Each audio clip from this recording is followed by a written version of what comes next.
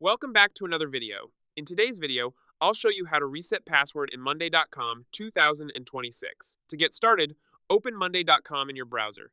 If you're not already signed in, click Log In at the top right and access your account.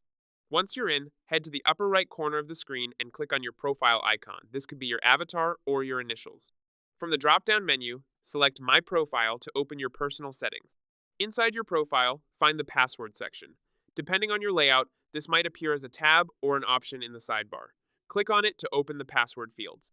You'll see three fields, one for your current password and two for your new password. Start by entering your current password. This step verifies your identity and keeps your account secure. Next, create your new password. Aim for something strong and unique, ideally at least 12 characters long, with a mix of uppercase and lowercase letters, numbers, and symbols. Avoid using personal information or common words, and don't reuse passwords from other sites. A good option is a memorable passphrase made from unrelated words with a few substitutions. You can also use a password manager to generate and store a secure password automatically. After that, confirm your new password by typing it again exactly the same. This helps catch any typos before saving.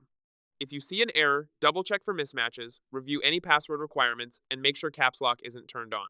Once everything looks correct, click Save.